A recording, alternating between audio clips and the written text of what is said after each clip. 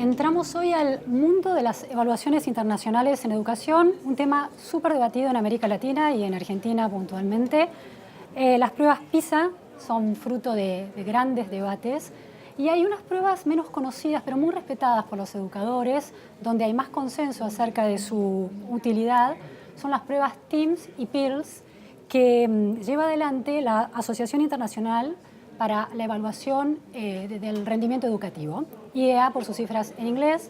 Estamos hoy con el director ejecutivo de la IEA, Dirk Hastedt, que está hoy con nosotros en Conversaciones de la Nación. Thank you so much, Dirk, for being here today to participate in the educational segment of Conversaciones. Thank you for inviting me. Okay, nice tie. Thank you. Very interesting. Okay, Dirk, first a very simple and straightforward question. What do PIRLS TIMSS measure in the educational systems? Mm-hmm. We have TIMSS, PIRLS. We also have a civic and citizenship study, ICCS. TIMSS is an international study that assesses mathematics and science achievement of grade 4, grade 8, and also some grade 12 students. It's been first time established in 1995, and since then we do this every 4 years. And the assessment is based on a curriculum model. So we look at the intended curriculum, so what a country wants to do, the implemented curriculum, so we look at what teachers tell us what they do in classrooms, and then we measure the outcome in terms of achievement tests. We do this, as I said, from 1995 onwards. And so we can measure trends over time for all these different countries that participate in the study, and we have up to 60 and more countries participating in these international studies, and use these tools for look where they are and where there might be room for improvement in their educational system. The PEARL study is a progress in international reading literacy study. It measures the reading achievement at the end of primary education. So when the reading specialists say it's a transition between learning to read and read to learn. And again, we have a curriculum model, so we look at what's the intended curriculum, implemented and achieved curriculum. We have also this grade-based data, and we have also there background questions for principals, for teachers, for students, for the parents of the students, so that we contextualize the data in a way that we can make use, see what a difference is, what makes the difference in particular countries. Do we find similarities between countries, within countries? So that's what we measure in these assessments.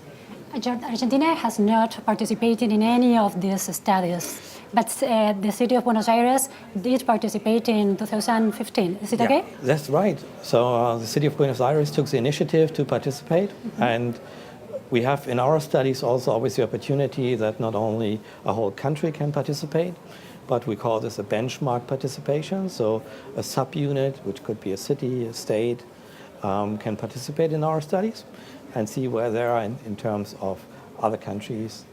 And yes, you're right, they participated in 1995, so we will have results from that at the end of November this year. Yeah. And then I think there will be some interesting discussions and debates about the results, I assume. Why is that PISA assessment is more popular in terms of participation of countries? For example, Argentina has been participating in PISA assessment since 2000. Why it is not participating in your assessments? It's a good question, and I hope this will change. I think the major difference is, of course, the OECD is a governmental organization, talking to different people in the countries. We are a pure research organization, so we have contacts to researchers, and we don't give any policy advice. We help countries to interpret the data and find what's relevant and important for them by themselves. So that's our approach. So we are an independent research organization. We have 60 member states across the world. But I think that makes a difference. It's a non-governmental organization, so definitely governmental organizations have other tools and measures to talk to countries and policymakers. We'll be back on this issue, the comparisons and the, Sure. between PISA and your assessments in terms of the debate that there is, that exists and that it is unfolded in the region on these assessments. The second thing I want to discuss with you is this. It has been heated, this debate, on the results of the international assessments and the rankings that are produced based on the data gathered by these assessments. Why, before, in the time, before 20 years ago, this was not an important issue to be discussed in the educational field, but it has been part of the discussion since 10 years, 15 years ago. What is happening in the educational field so as to this is happening? What has changed? I think there was a major change in the mid-90s, actually, in a lot of countries, where I think TIMSS took place the first time in 1995, and there was much more recognition from policymakers, from the public, regarding these studies. Before, these studies were mostly reported and used in a research environment, whereas then also you could suddenly find results also in the media, in newspapers like this.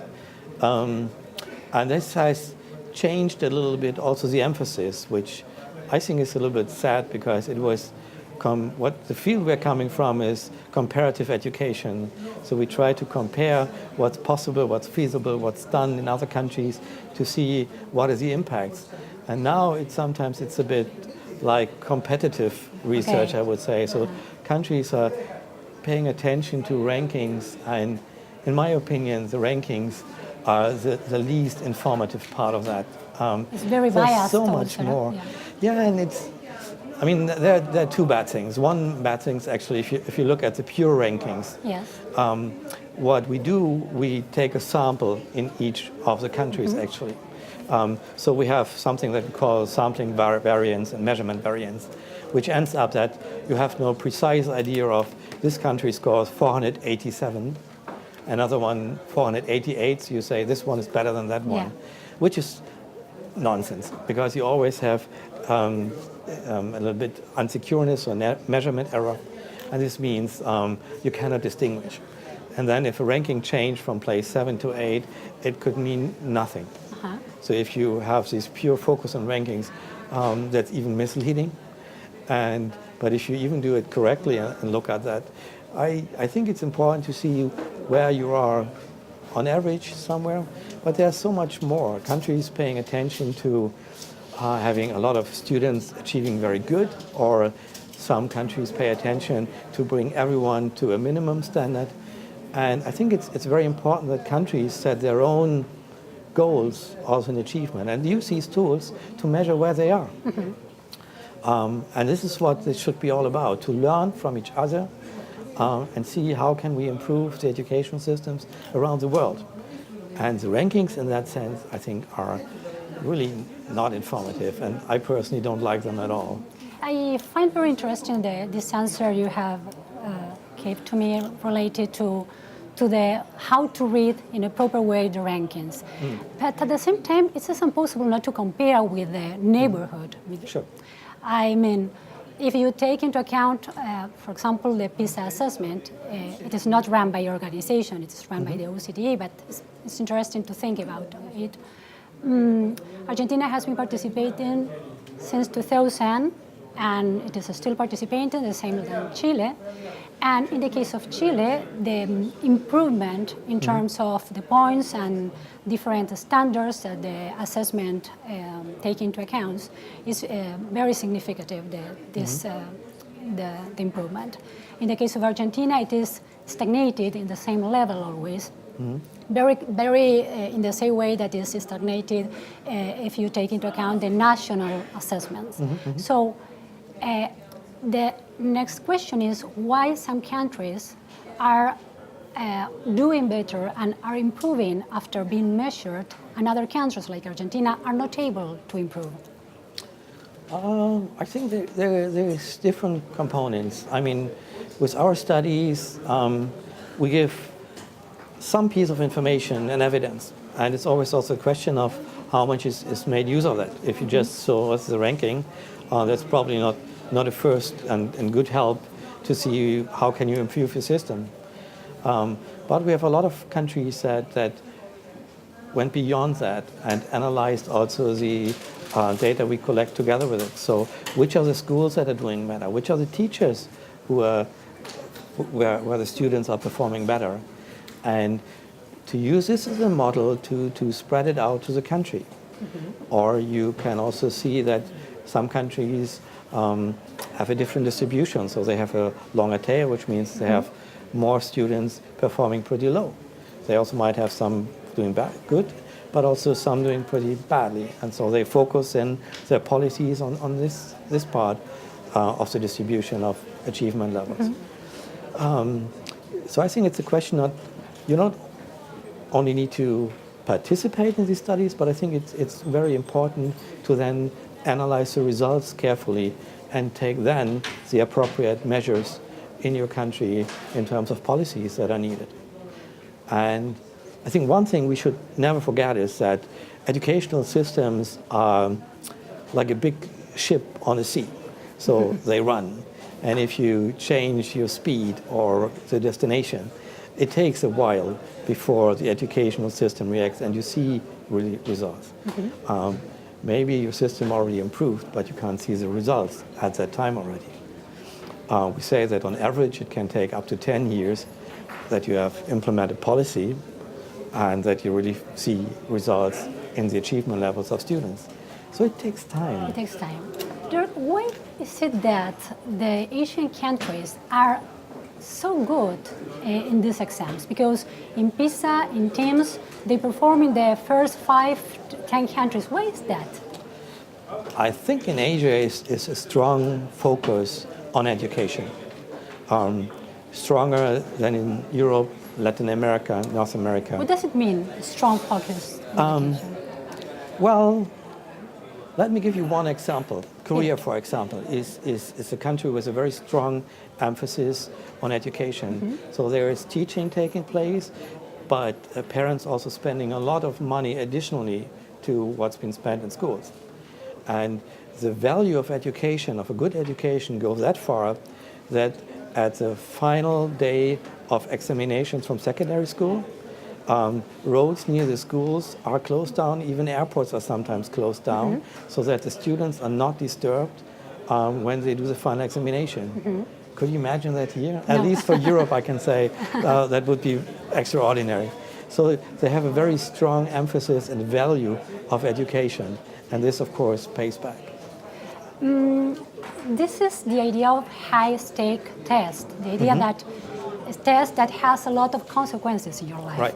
In the case of the Asian countries, as you have explained, you are supposed to be determined by the luck you have or the results you get you have in these exams.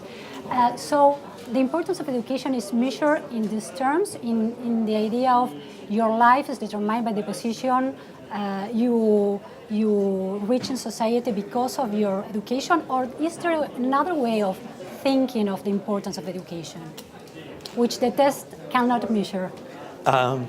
That's a very important point that you're raising.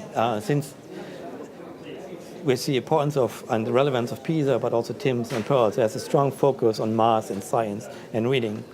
And sometimes we really see that there's a focus on preparing tomorrow's labor force. Yeah. Although in my perspective, education is much more. We also have a study on civic and citizenship education, where we had 6 countries from that region participating. And in the civic and citizenship education, we also show that there's more, and it's preparing also the future generation for life and to look at their social interactions, which is important. So also in that sense, mathematics is an easy thing to test because it's easy to assess and it's very comparable across countries. But I have strong opinion we shouldn't focus too much on that. It's part of the education and it is important. If you can't read, you probably have also difficulties in later life in all your areas. The same with if you are missing the basic mathematical concepts. But education, and I think I completely agree with you, is definitely more than what we measure with these mathematics, science, and reading achievement. It's very interesting, this idea, because the teachers' unions, for example, in Argentina, they discuss, they have a lot of resistance regarding the international assessment, because, for example, they say that in the case of the OECD assessment, the PISA exams, the focus is on the human resources as part of a labor market. So they are thinking of students as pieces of a machine which produce some certain results. So what you are saying is that TIMSS and PEARLS and the citizenship assessment is trying to think behind or beyond this idea of the marketplace. Absolutely. It is even to participate in society. I mean, reading is an ability that you need, for sure. But education should be definitely seen in a much broader sense. And we do these assessments because that's something we can measure and we can compare quite easily. But also music, art, all of these areas to prepare and broaden the mindset of the children of the new generation. That's very, very important.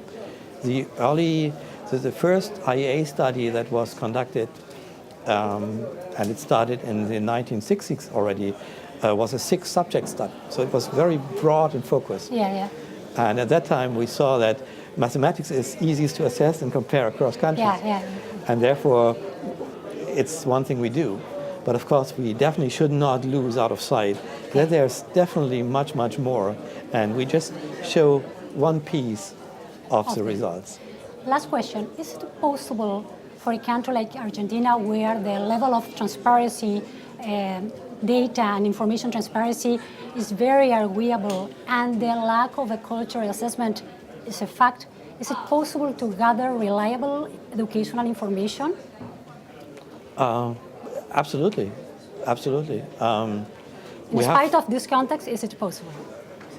We are working with much more challenging countries, I can tell you. We have procedures and quality control measures to look at the assessment, how it's conducted, and that the information we get is reliable. This is a very strong emphasis in the IEA assessments to have high quality data.